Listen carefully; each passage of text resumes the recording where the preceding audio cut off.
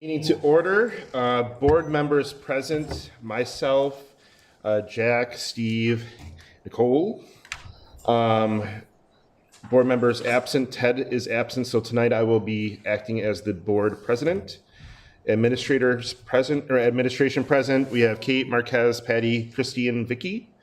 And do we have any? We're not today. Not tonight? All right, we all stand up for the Pledge of Allegiance, please. I pledge allegiance to the flag of the United States of America and to the republic for which it stands, one nation, under God, indivisible, with liberty and justice for all. All right, can I get a motion to approve the agenda, please? I move to approve the agenda as presented. Second. Second. All those in favor? Aye. Motion carries. Tonight, the president's report. I have just one note in its literacy night just happened. 168 students came, which is pretty amazing. I happened to be at the math one prior. And one thing that I found interesting through kind of like the revamping of how the school interacts with the public is just how many people attend these things. The first time I went to the math one, I was just amazed by how many people were excited to be here for math, right? But I mean, I'm not even just literacy night, which was a huge success, but even just like Halloween, there's events. There's just events all the time. Our PTO does a great job too. So props to them. They've always helped out a lot. It's just amazing to me to see the support the school has. And then furthermore, I think that the online presence right now too was showing some of that. I think is awesome. So kudos there. And furthermore, I know of, some students, one in particular that had came back more recently to this school from a smaller school, just because we have some events that kind of create that atmosphere of like togetherness and kind of that school atmosphere that everyone wants. So we're unique in that event, and I appreciate all the effort put into that. So it's pretty cool. So that ends the president's report. Oh my goodness, I'm clicking all over, sorry. Oh, sorry, Steve? Oh, yes. The only thing I have is the update on the election information, which will be in April 2nd. There are 2 3-year positions up for election on the school board. 2 people have taken out candidacy papers, incumbents Jack Nicolai and Nick Poloni. No primary will be needed. The drawing of lots took place a week or so ago for the spring election ballot, and the names will appear on the ballot in the following order. First on the ballot, Jack Nicolai. Second on the ballot, Nick Poloni. And again, the date of the spring election is April 2nd of 2024. Awesome. Any other correspondence? I have no other correspondence, and there is no CISA update because there was not a meeting this month. Awesome. Thank you. Well, thank you. Sure, thank you. Wasby?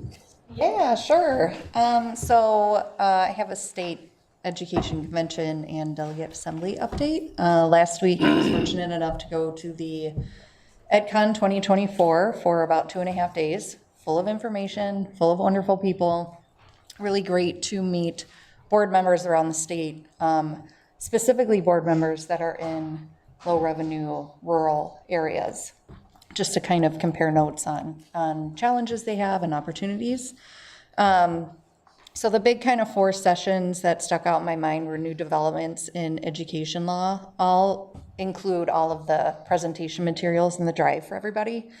That basically was everything from the science of reading, curriculum, funding, teacher licensing. Really interesting. Also really interesting because different circuits have different laws that can conflict with each other. So something I just wasn't aware of. But mostly there was a lot of feedback from the schools around the state regarding the increased costs associated with Act 20. So apparently DPI is working to form some sort of grant opportunities for those increased costs. But then also there were a lot of members at the delegate assembly that were submitting resolutions or amendments to that bill. in regards to funding, but also in regards to not having the exact same requirements for students whose first language is not English, right? So if they're at a reading level, if they're at grade appropriate reading level in their native language, we shouldn't be penalizing them because in English they're lower because they're still learning. So a lot of discussion around that. That was kind of the 3 days was really a lot of Act 20 talk. And then with Marquez, attended the Association for Equity and Funding meeting. Have we shown that map ever in this meeting? John Humphreys, who at one point ran for state superintendent, has just been on this mission to basically help equity in terms of funding with schools. So he just has all this data and all this information and then opportunities to help advocate for that. The delegate assembly was really interesting. Steve, did you say you had been to one before? Yes, Yeah. So 3 they, or 4. yeah, so they had a kind of a training, here's what's gonna go on, and then the actual assembly, which I really enjoyed. I mean, I think there was 300 plus board members in there, everyone coming really prepared with all their resolutions to what they want to advocate for. So I'm excited to get more involved in that and help advocate. And then the last one was the effective school board governance. So that's where this little image comes from. I've been to a couple seminars this year about that.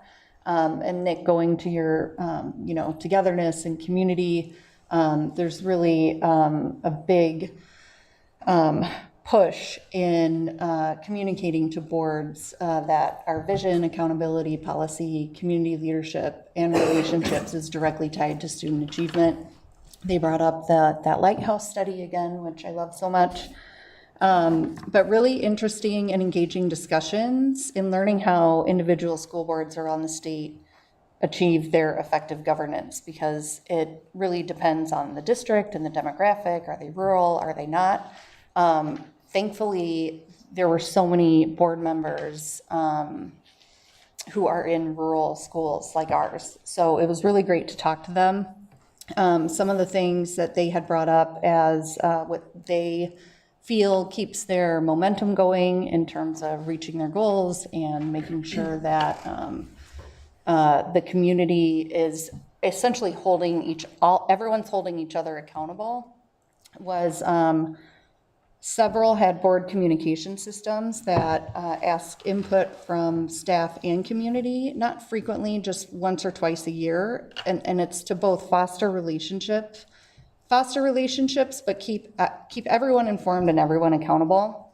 I know we started doing the board update, which is really nice. I've actually gotten some good feedback on that. And then also, it's a way to gather feedback from the community and inside the school to keep the momentum going. So whether it's issues or opportunities, being able to work collectively together on the same goal. There were also boards that had specific year in review board sessions. So, and I've talked about retrospectives before, so of course I loved this, but that was essentially, they use those to determine what worked, what didn't, and then find solutions moving forward. And then in conjunction with that, goal setting sessions for the upcoming school year, which would basically be based off, right, administration. Like, what are the goals this year? How can we help reach those? And then the annual superintendent reviews. I know Ted's working on that, but those were kind of the 4 common themes that a lot of the board members were talking about. And then as for the legislative update, I would like to, I'm going to do this independently anyway, but I'd like to work with the board and administration this year to advocate for bills and together provide resolutions or amendments that are favorable to our district. And so moving forward, I would just basically work to present opportunity in the hopes that we could advocate together as a board. Fantastic. Thank you. Yeah, no problem. How many days was it? It was I think it was Tuesday to Friday, but I did Tuesday night, Wednesday, Thursday. Gotcha. You stayed there the time too, or did you kind of go back and forth? No, I stayed at, I didn't stay at the Hilton because I was paying for my own hotel, so I stayed at the Knickerbocker, but You stay with the dogs. the Hilton had the dogs, yes. You know about the dog? Oh yeah, we talked about that. Yeah. I thought it was it's very great. cool. Next time I'll stay there because of the dogs. Awesome. So it was great, really informative, really helpful for me, so. Awesome. You want to take us through the treasurer's report? Yes. All right, I'd like to present the treasurer's report dated December 2023. I'll read the ending balance for each of our accounts. The CSB operating account with a balance of $650,660.39. The CSB Flex account with a balance of $32,024.16. The investment pool with a balance of $739,422.11. WIS with a balance of $15,714,428.42 for a grand cash and investment asset total of $17,136,835.08 and a Fund 10 and 27 asset total of $1,092,125.37. We've got payment of accounts payable bills, December 1st through December 31st, 2023. This includes paper checks numbered 72,297 to 72,360, wire transfer checks numbered 2023-00605 to 2023-0076, and ACH checks numbered 2324-00060, 2324-00077, for a total of $1,709,010.45. Perfect. All right. I did want to just mention on the treasurer's report, we did hit our low point for cash between like Thanksgiving time period and early December when we received our first state aid payment. And I'm happy to say we did not have to short-term borrow this year, so we didn't have to pay any interest costs for borrowing. And that's all due to our building of our fund balance over the last few years, where we have a 15% minimum, but we're up to like 21, 22%. And that's probably the sweet spot where we need to be if we don't want to borrow. And moving forward, if we do issue debt for future projects or anything, it's good to be in this position because it just shows that you have adequate fund balance to account for unexpected things that come up. So just want to point that out. Hopping into the monthly revenue and expense report, on the revenue side of things, we're pretty much on pace with last year, just slightly behind, but that's due to this federal funding that we received last year from the governor that wasn't in the budget this year. But nothing out of the ordinary to report. It's like within a 0.5% of each other from last year. On the expense side, it's pretty much the same story. We're actually slightly, we've only expended 35% of our budget compared to this time last year where we were at 37%. So that's a good thing. Obviously, as we get later into the year, we'll have to evaluate and make sure that if we are going to end up under budget, then we'll do some budget amendments to see how we're going to use those extra funds. But this is a better position to be in than to be more expended than less expended. Sure. Nothing out of the ordinary on the expense side either. Awesome. And can I get a motion to consent for the consent agenda items A through D as presented? I move to approve the consent agenda items A through D as presented. So moved. Second. All those in favor? Aye. All those opposed? Motion carries. So now we're moving into the consent items for retirements, leave of absence, and hiring. So If you'll recall, a couple of months ago, we approved the one-time retirement option for teachers as a way to incentivize, because we do have, we will likely have a reduction in workforce. And as a result of that, we do have received notice from Rob Glinsky and Donna. I'm gonna read what's on here, because these are from people that have worked with them for quite a while, and this is what they wrote about them. We will be doing, honoring their dedication and their work in the district at another time in a more formal setting, but for this particular, since we do consent agendas different, we're gonna do this way.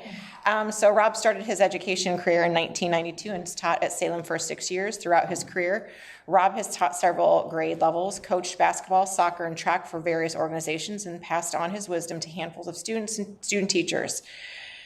While at Salem, Rob has taught 7th grade social studies and ELA, and outside of school, he enjoys traveling with his family, especially to Door County, spending time with his sons and running. We are going to miss his calm demeanor, his positive attitude, and his compassion for students. I just subbed in 7th grade last week, and it was such a joy having him as a partner across the hall.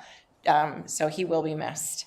Donna, our occupational therapist, she has been an invaluable member of our educational community, providing exceptional care and support to countless students over 42 years serving Salem School District. She has played a crucial role in creating positive, inclusive environment within our school, fostering the development of essential life skills for students facing various challenges. We're grateful for Donna's tireless efforts, expertise, and compassion, which have significantly contributed to the overall well-being of our students. And she will be greatly missed by students, colleagues, and parents alike. And she's done a lot of work, not just for our district, for surrounding districts as well, as you know. Okay. We know about the leave of absence, so that is something we're asking you to approve for Jennifer Simmons, our kindergarten teacher. And then I'm going to have Marquez is going to talk through the process for the Director of Buildings and Grounds appointment. So our current Director of Building and Grounds, Steve Squires, will be retiring at the end of the fiscal year, June 30th. We wanted to get ahead of the game and really make sure we could get the best candidates applying for our district. And we also were looking at trying to have that person start to have some transition time with Steve, because we do have this big building project that's going on, and we know that there's a lot of knowledge to be transferred. So that's why some people might think we did this a little early. I think it was, we're way ahead of the game in terms of finding our next Director of Building and Grounds. We posted the position in early December, and we received 13 applications. We had a few members from our Building and Grounds Committee, as well as some people from the administration, kind of rank those 13 applications so that we could narrow it down. We narrowed it down to 3 finalists to interview, and there were a few members of the administration. It was Vicky, me, Christy, Nicole, and then Jack was on the interview committee as well. And we interviewed 3 qualified candidates. Before we kind of opened up final discussions, we did kind of a blind voting so that we could kind of see where things stood. And there was consensus amongst the group in the rankings from 1, 2, and 3. We obviously discussed that a little bit further, and ultimately we landed on Garen Johnson as the recommended candidate for the Director of Building and Grounds. Garen currently serves as the building manager at Les Paul Middle School and Waukesha School District. He has prior experience as a building manager in another elementary school in Waukesha, as well as the night lead custodian in Muskego School District. And he was the 2023 recipient of the WASBO Custodial Maintenance Professional of the Year last year. We were impressed with his knowledge, with his communication, his leadership skills, and his potential, and we think he'd be a wonderful candidate. So we're recommending him for the position. Awesome. Thank you. Can I have a motion for the consent agenda items E through G as presented? I move to approve the consent agenda items E through G as presented. So moved. Second. All those in favor? Aye. All those against? Motion carries. All right. Stars, I'm having a rough time with them. Okay, so So we have students here. So fourth grade students learned all about holidays around the world. They decorated the fourth grade hallway using facts and information that they learned and presented to their teachers, who filmed videos so that you can see their hard work. Please enjoy a sample video of their presentations as they take you on a journey around the world. The full video of their complete presentations will be sent to you. I'll also have it in the board update. E through G. So we don't have to discuss it, we just approve it. I'm just trying to understand this process. Please continue. We have our fourth grade students and their families here as well, and so they're going to be sharing something. Do you want me to do the video first, Christy? Sure. Okay.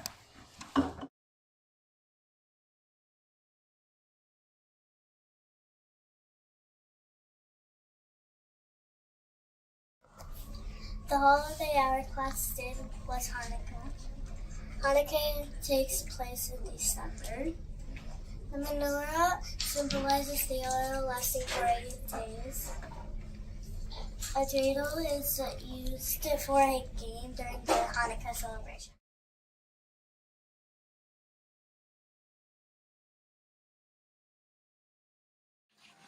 We learned about Diwali, the festival of lights in India. How do you say Happy New Year in India? Shubh Diwali. Shubh Diwali. What continent is India on? Asia. Ghana. When do you celebrate Diwali? Either October or November, and the Prime Minister decides the day. Like October to November, the Prime Minister date choose कर.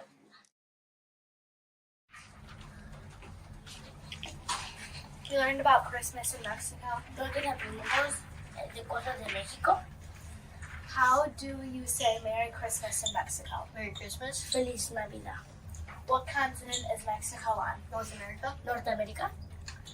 When do they celebrate? December 24th. 24 de diciembre.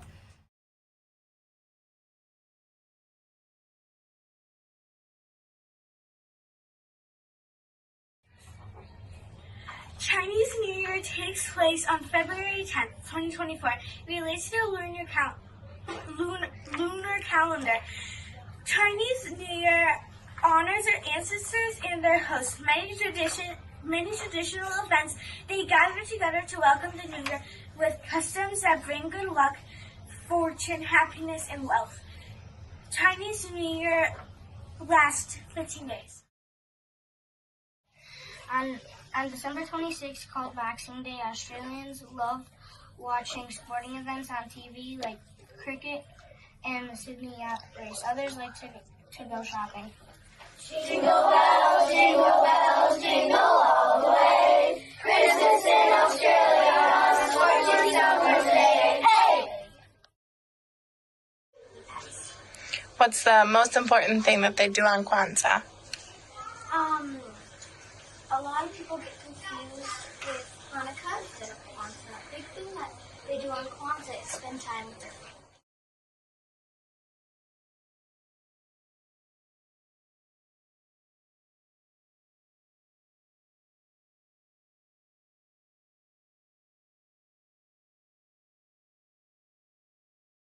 Almost 9 minutes long. Each class did a longer presentation, so that's in a video that will be sent to you afterwards. Thank you. Did you guys want to say anything? You can do that. Good. It was great.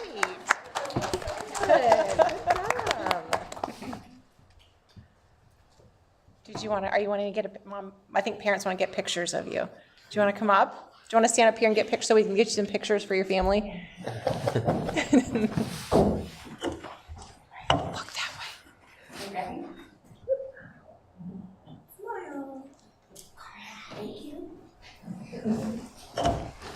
Yes, they did a wonderful job. They were very excited to share that. Thank you so much. Very much. Thank you. Great, thank you.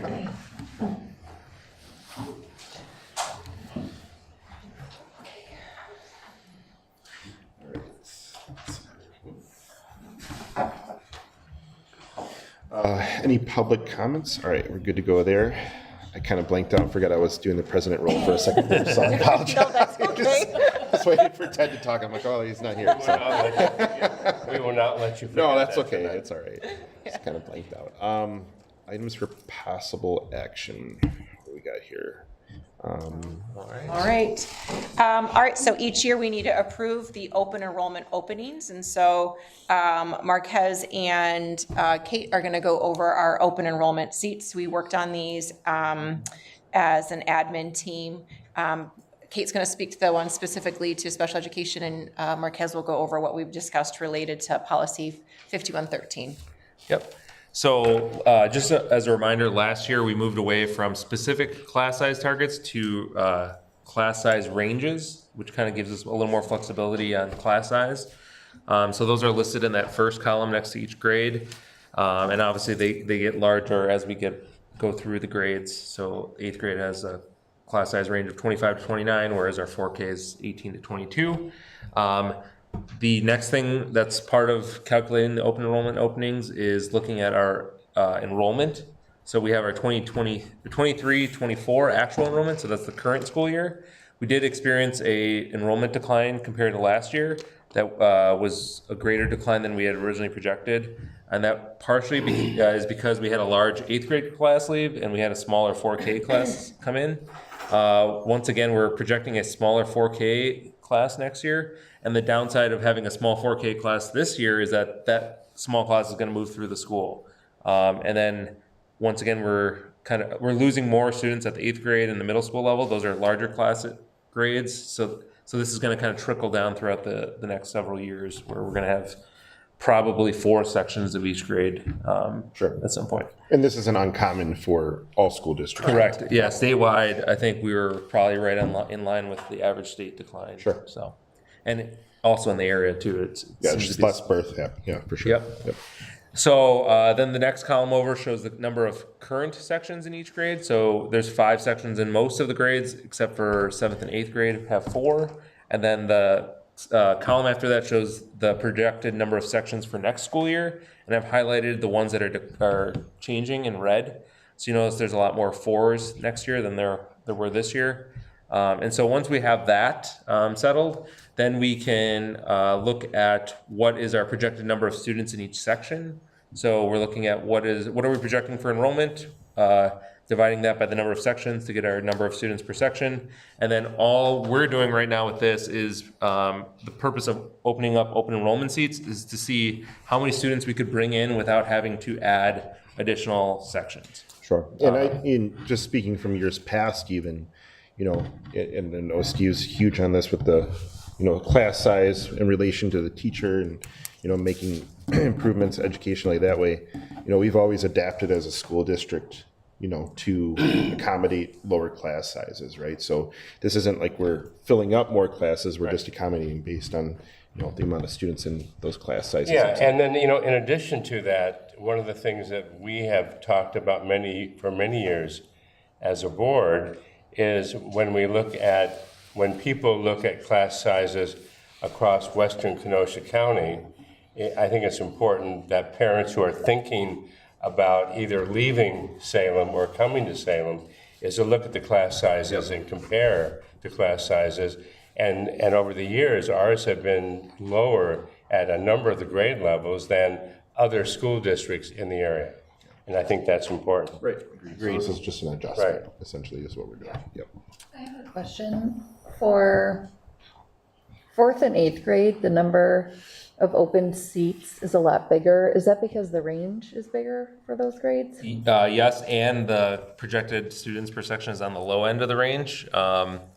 So there is, and Vicki and I are just going over this now. Apparently, I might have mixed up one of the sections. I think 4th grade, we were instead going to move to 4 sections.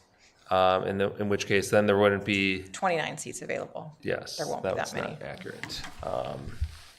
So I'm trying to think how we want to do that then.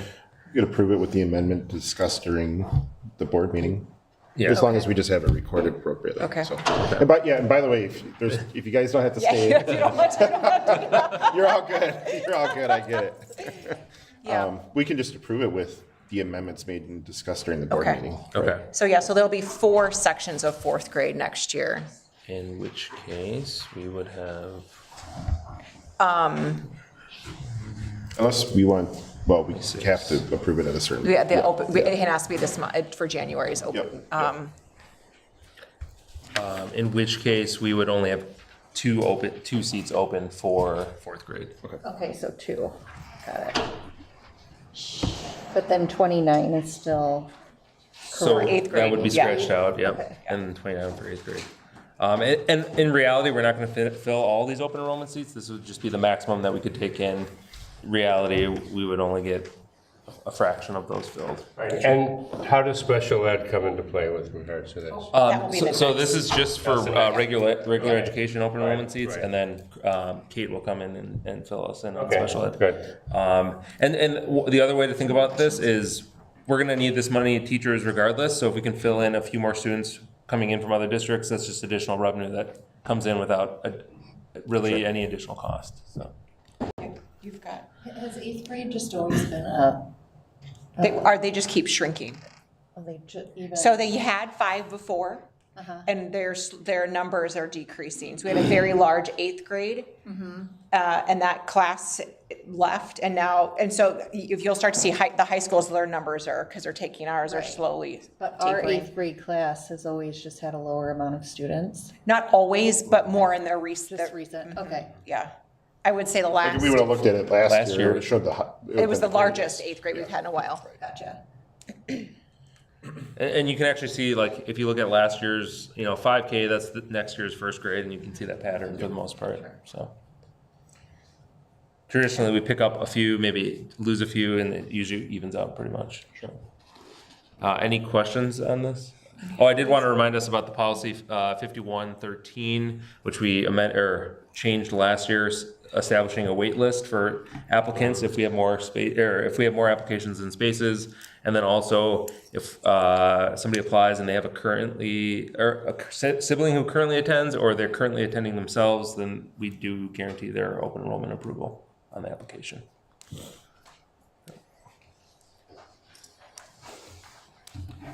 All right. Oh, this is a glitchy. Do we have to make?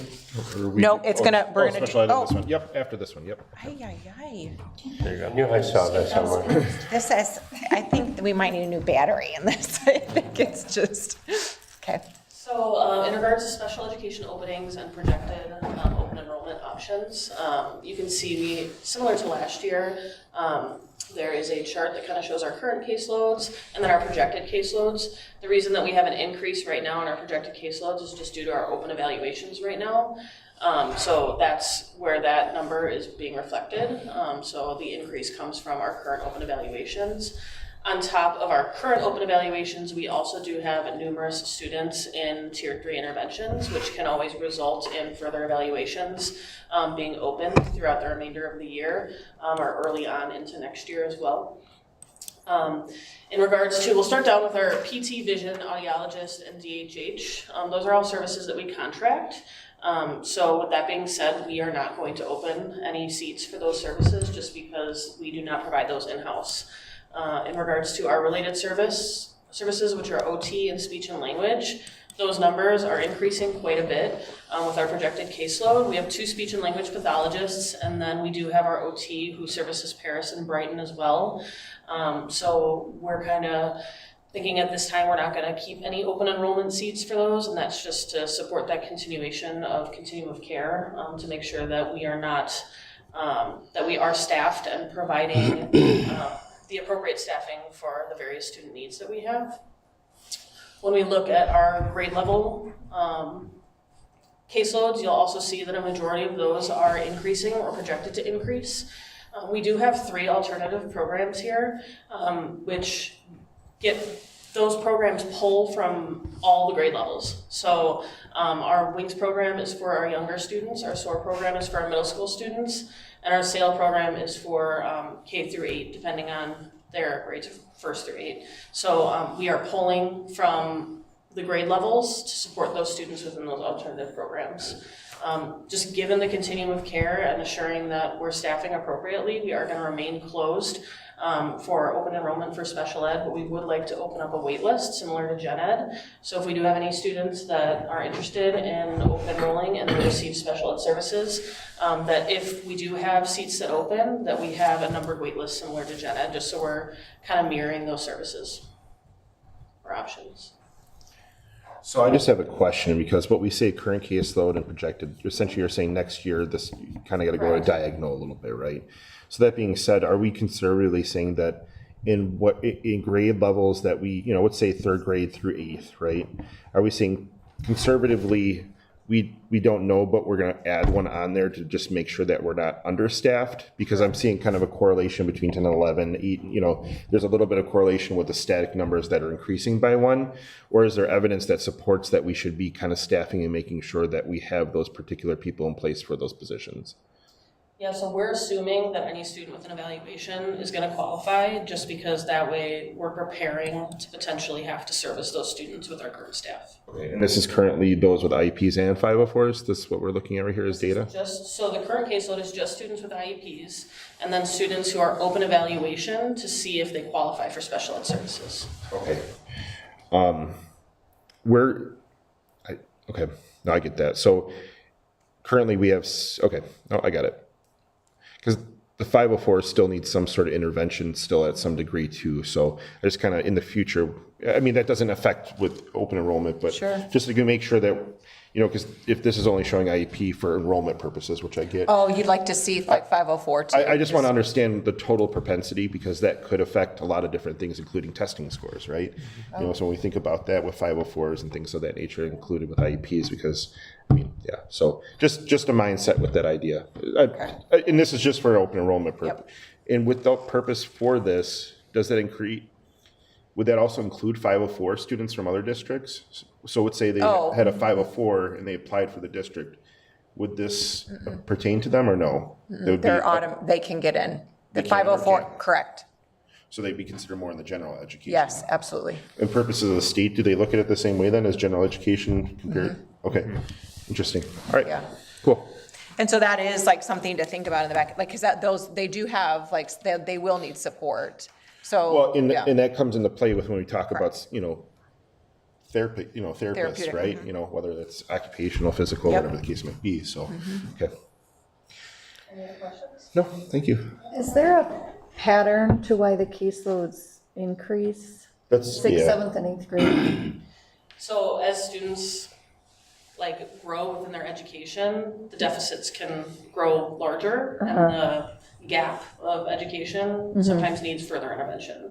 So right now, students in younger grades, they might be in tier 1 intervention, tier 2 intervention. That works, then they go back and they fall back behind. So there's kind of this almost like Or it hasn't delayed. presented itself. right, that doesn't, yet. yep. And then when they hit those higher grade levels, we see those deficits in that gap potentially grow, and then more students qualify. Okay. And then is the Wing, Soar, and Sail homegrown programs? Correct. Great. Yeah. I love That's that. something that started this year, and then we have a lot of exciting talks about how we're going to continue to grow them next year as well. That's great. Yeah. So we do want to be able to offer, like, we will have a wait list if that's, like, that will be the one thing that's different than what we've done in the past. So in the past, it was just an automatic no. But if for example, our SAIL program has space for whatever reason, we may want to offer an opportunity to have students with that would fit within that program, if you're okay with having a wait list there. It doesn't promise anything, but it does offer the opportunity. But the wait list is for IEP. Correct. only? Well, we have a wait list for general education right now. Sure. Yeah. Oh, I but mean, yeah. just specific to Oh, yep. SPED. Okay. I don't think there's a problem with that necessarily, just, to be will fair, be- the likelihood it would be, It's going to be small. yes. Yeah. Okay. Yeah. Can I get a motion? Thank you, by the way. Yeah, I move to approve the open enrollment openings as presented and discussed. So moved. Second. All those in favor? Aye. Against? I just, sorry, I Oh, was sorry. looking weird because I didn't know if we had to say something because we changed it? No, because it was in the discussion. Okay, So perfect. we have it in our notes for it to, it'll be. So yep. fourth grade is only 4 sections with two open enrollment seats. Yeah. Yep. Okay. Yeah. Aye. Motion passes. All right, next item is approval of administrator contracts. So the district issues 2-year administrator contracts. At this time, we have, I wrote 3, but we have 4 contracts up for renewal.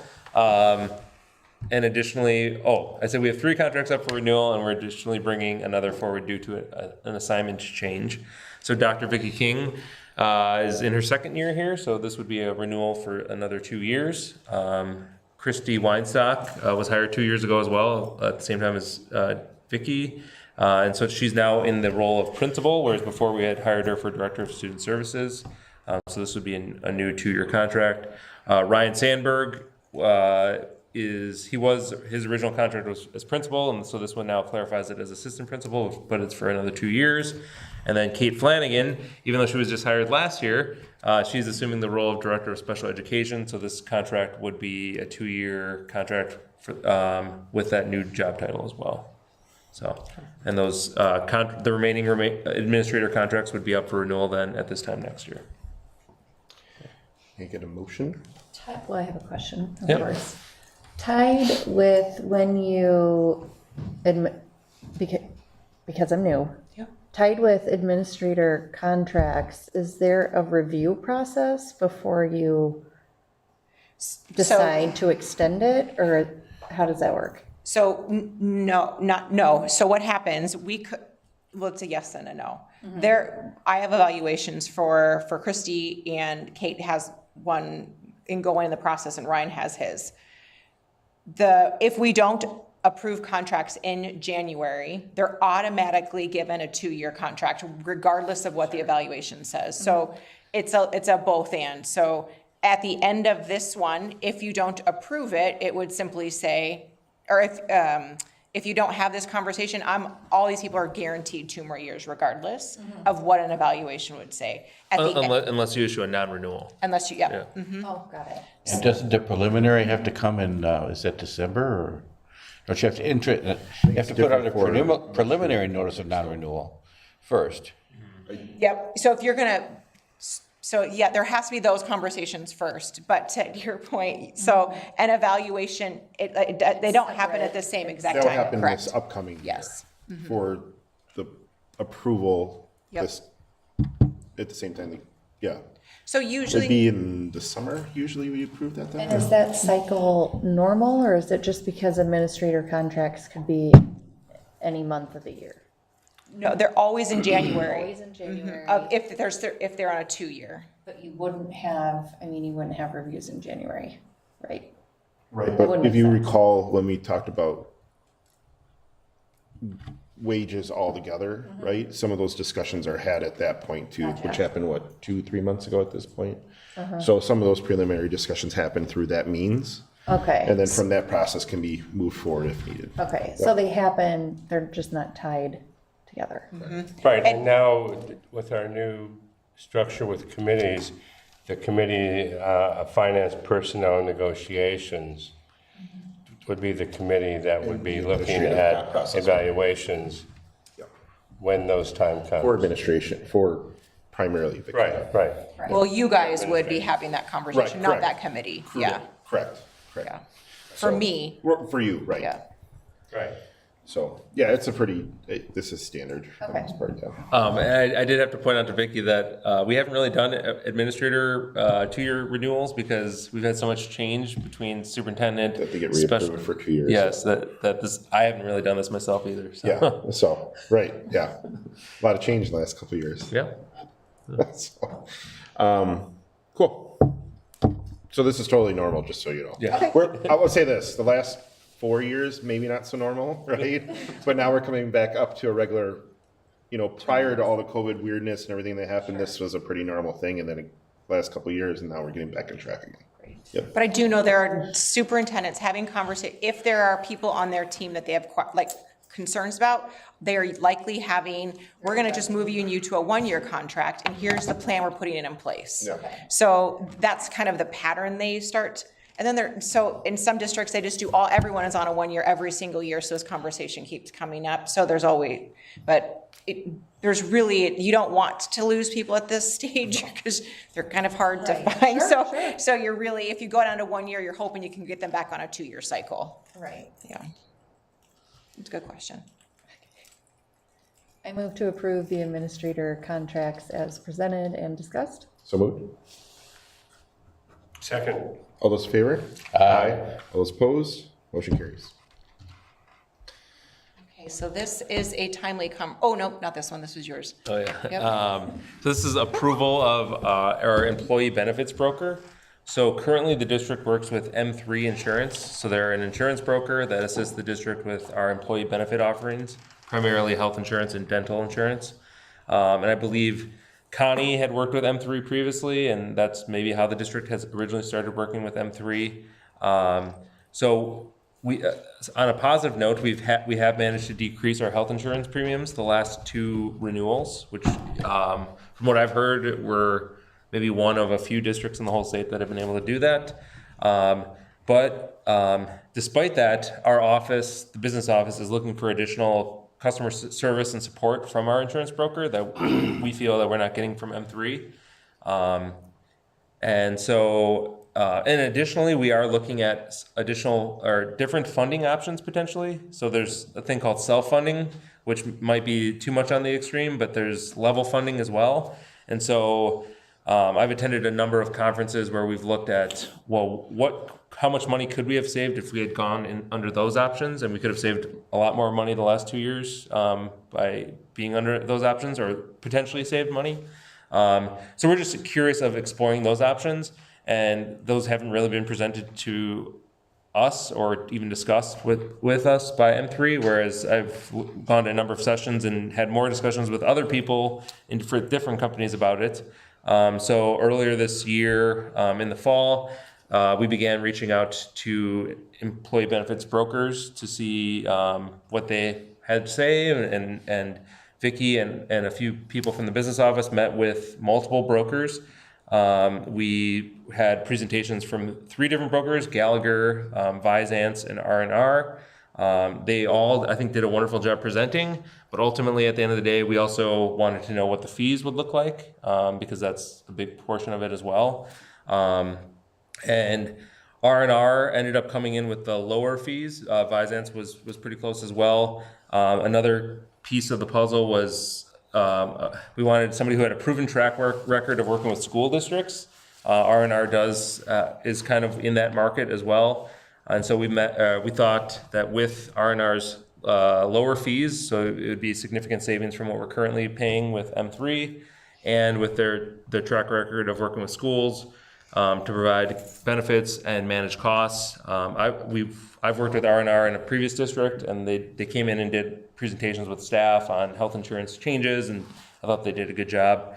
So with all that, we are recommending switching our employee benefits broker to R&R from M3. But I did include in the board agenda link kind of the different presentations from the different brokers, as well as a breakdown of the fees. So if there are any questions, I'd be willing to answer them at this time. This is where I bought a Nick. I don't do benefits, so I'll just pull out of that. So, oh no, it's good. Can I get a motion? How different were the fees? I don't mean the actual. Yeah, so I mean the range of the differences. so with R&R, we'd be paying almost half as much as we were paying before. So And you get more customer service too. and I feel like I get more emails from them about reminders of things, compliance issues, than I do from M3, and we weren't even paying for that before. Is it AI? Yeah, probably. Maybe. Yeah. I move to approve R&R Insurance as the district's employee benefits broker as presented and discussed. So moved. Second? All those in favor? Aye. Against? I will abstain in this case. Motion carries. All right, so this is the timely one. I'm really actually glad that we had a board meeting tonight, because we need to make sure that we have a conversation related to our hourly employee compensation for the school closing. I'll have Marquez go into like kind of the nitty gritty because he's the one who helped kind of identify that this conversation needed to happen. But what we are going to be recommending, our hope is that moving forward, when we did our virtual day where students worked from home, it ended up working relatively well. It wasn't perfect, but it gave us an opportunity to count it as a student attendance day. For any of the students that wanted to have office hours with their teacher, they were able to do that. I did get feedback from families and a couple other administrators as well, that they were grateful that their kids had something to do when the weather got really bad. So the activities were engaging. I know the teachers did a lot of work making sure that they had meaningful things for the kids to do. So the reason I'm saying this is I want to make sure you understand we do have a plan for future emergency days. Christy's going to be working with a team so that if something like this happened, if something like today happened, we could say we're going to do a virtual day. Instead of just doing an emergency closing, we may give them opportunity to have an emergency day so we don't keep pushing into June. I want to make sure we can do what we can to keep the student hours and the teacher contract hours safe and protected. But Marquez wants to talk through our hourly employee compensation. Sure. So we did work closed 2 days 2 weeks ago, and then we were closed today for dangerous road conditions. So looking at our employee guide, our hourly employees are paid for the days 1 and 2 of our school closings. But once we get to day 3, our employee guide states that the board has sole discretion to excuse and or compensate our hourly employees for any days additional. I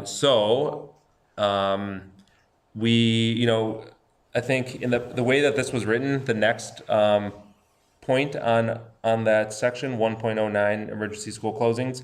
So point 4 specifies that with day 3, the board has sole discretion. Point 5 says if the district makes up the closed day as a student contact day, hourly employees shall be paid for any makeup day worked. I think when this was written, this was probably written pre-COVID, the concept of a virtual day that we are proactively planning for. So I think it was written this way to protect the district from potentially having to pay employees for 5 snow days and then potentially additional 3 makeup days or whatever in June or throughout the year. But with our proactive planning, we're not anticipating needing to make up student contact days. So the hourly employee wages are already budgeted for based on the number of student days. So we're not adding any student days. So we are recommending that we kind of follow the same procedure as 1 and 2 in order to not financially harm our hourly employees in the district. So there's really no additional budget impact, and we're trying to keep our employees whole, and hopefully we don't have too many more school closings. Yeah, I think we revamped this during COVID actually because before we didn't have there wasn't discretion, I don't think, before, and we kind of chose to give ourselves discretion. So I think the verbiage of this changed during COVID for that reason. So, and it pertains to this obviously too, because that was, back then emergency school closings and everything like that. So yeah, I don't have a problem with it. Are you talking about eliminating 4 and 5? No, we're just using discretion to say that we're not changing, we're not going to harm our hourly employees based on weather, essentially is what we're saying. Yeah, but I did add a bullet point in there that should we have so many school closings that we would need to have makeup days, we would have the discretion to then revisit this and say, nope, you're going to get paid when you work those days in June. Or correct. Yep. And that gives us we can have those conversations if they come up based on this policy, right? Okay. Yeah. So essentially what this motion is just saying this is what we intend on doing right now. Moving forward, we can change that if we have to. Yep. Right? Yep. I move to approve the hourly employee compensation for emergency school closings as presented and discussed. So moved. Second. All those in favor? Aye. All those opposed? She carries. And I do think that does provide clarity for our hourly employees, because that's one of the most common questions we get on these days is how will this impact my paycheck? And so thanks for providing that clarity. Yeah. I'm sure they were wondering too. Yep. All right, I have one information item to present on the budget, or not the budget, the audit. So we wrapped up our financial audit in December. It's due to DPI, I think, in early December. Obviously, we do a lot of work on the front end, but now we have it presented. It's finalized and presented to the board. I gave Nicole a copy, but it's also posted on our district website if you want to go to the website. So just a reminder, for anybody who watches at home, I used to talk about the audit a lot when I first started. I think I mentioned audit at every board meeting for the first year. It's probably been 6 months since I've talked about it. So we have to do it annually. It's a requirement by state law. It's basically an examination of all of our financial records. And we've worked with Sitzberger for the longest time, and they just changed their name to Lucida. So you'll notice a new name on the cover of the audit, but it's essentially the same company. They were bought by a larger accounting firm. So we conducted the audit in 3 parts. We do a preliminary audit in June, so they kind of look at everything through May at that point. And then we do our full financial audit in August. We cut that down from 3 days down to 2 days, so that saves us a little money because they bill us kind of like lawyers on an hourly rate. Well, you don't want to be here for that third day during the summer. Exactly. Yeah. And then because of ESSER and some of the additional food service revenue that came in, we did. If you go over $750,000 in federal revenue, you have to go through the single audit, which focuses on the federal money in particular. We did trigger that again, and we will likely trigger that one more year. And then at that point, we should be back down below that threshold after all of our ESSER money has been used up. But we did go through that, and that was more on an ongoing basis throughout September and October. So similar to the past few years, the auditors found no significant material weaknesses as they performed the audit, but they did note 3 findings. So I wanted it to get down to 2. We did cross out one of those from last year, which was the excess of expenditures over budgeted amounts. So 2 years ago, when we moved our transfer to Fund 46, Did they add a new one on there? they did. A lot of people. Yep. They want you to have 3. Yeah. When we started, we had 4. Then we went down to 3, and I was hoping Change to your get down name, to you gotta 2. add more He's things like on there. taking like personal offense to this at this point. We will only have 2 next year, I promise. So the financial statement preparation, because we're a small district, we don't prepare our own financial statements, so that one's going to be on here every year. I'm hoping we can, I'll work with our auditors to make sure our segregation of duties is even spread out more. So I'm hoping that we can eliminate that. I can't guarantee that, but that's what we're working towards.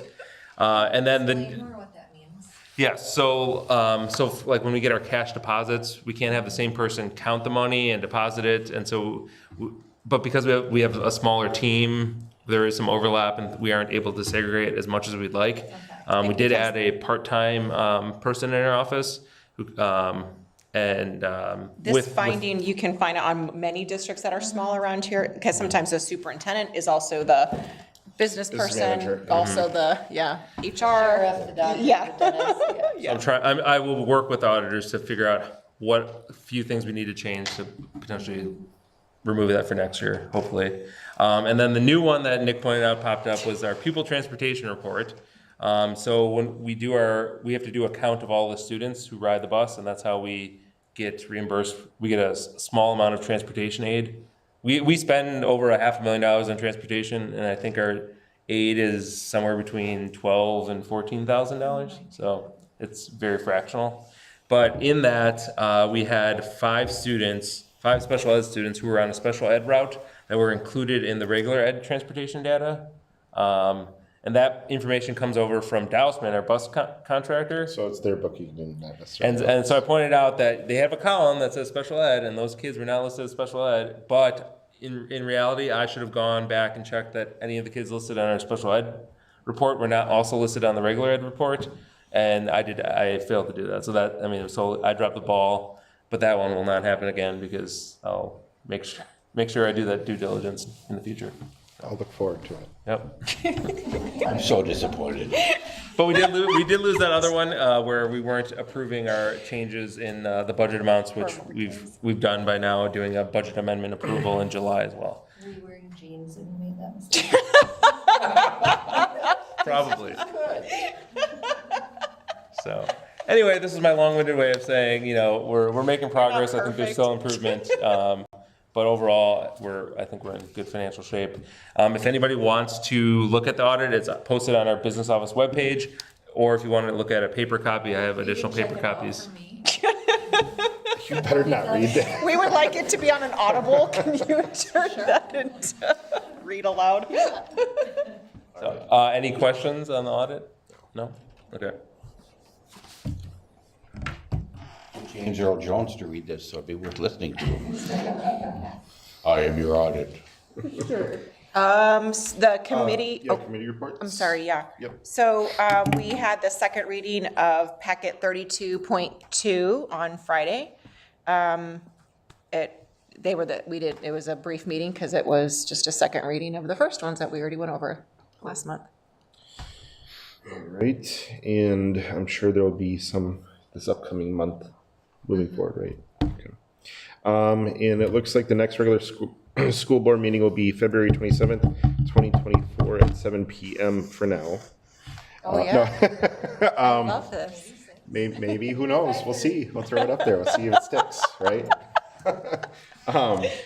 I motion to, is that it? I think we're good. I motion to close this meeting at 8 o'clock sharp. Oh, great. Second. All those in favor? Aye. Thank you.